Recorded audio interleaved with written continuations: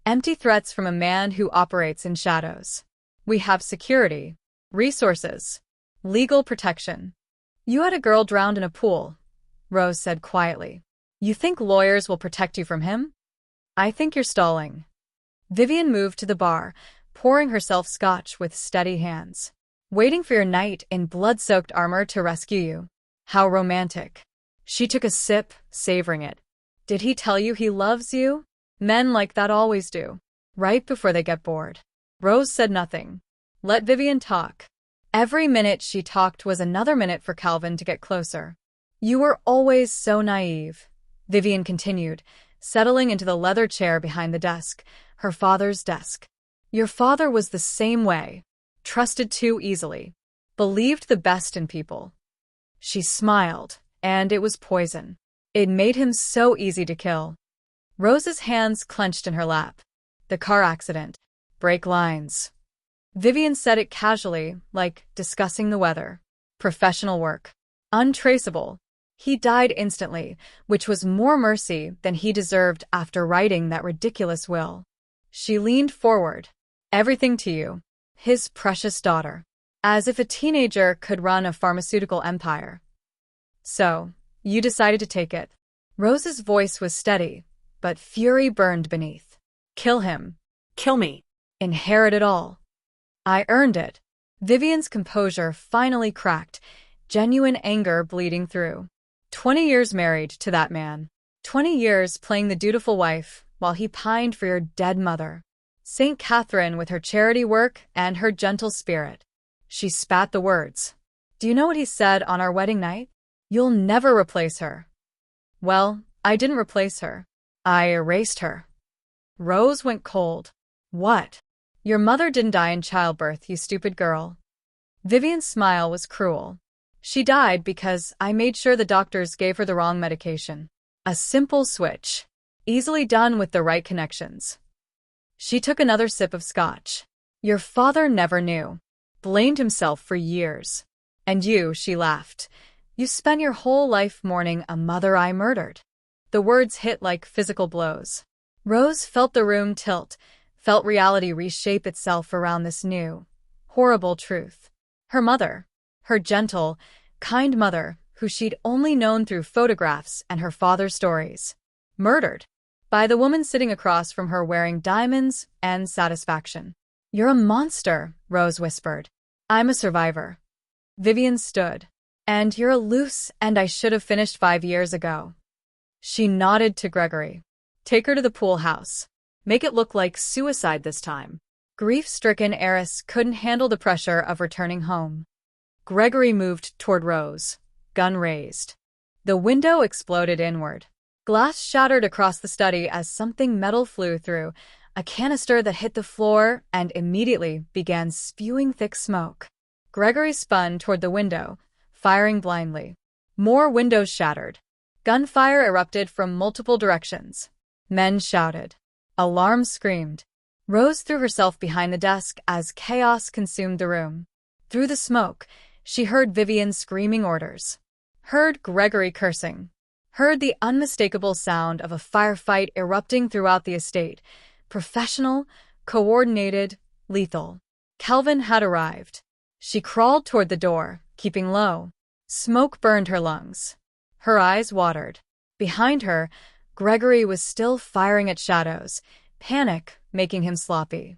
She reached the hallway just as Victor appeared through the smoke, blood on his shoulder but his weapon steady.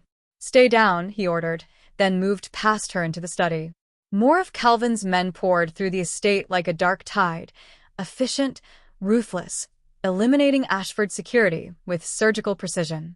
Rose pressed against the wall, watching her childhood home become a war zone. Part of her should have been horrified. The other part, the part that had drowned and survived and spent 5 years running, felt only grim satisfaction. They'd made her into prey. Calvin was teaching them what happened when prey evolved teeth. She heard his voice before she saw him, commanding his men, coordinating the assault, that deep tone cutting through chaos with absolute authority. Then he was there, coming up the main staircase with blood on his clothes and murder in his eyes. Their gazes locked across the smoke and violence.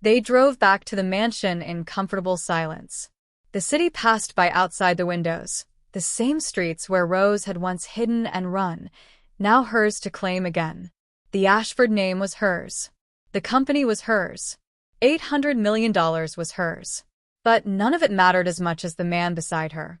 That evening, Rose found Calvin in his study going through documents. Not his usual criminal enterprise paperwork, she noticed. These were business proposals.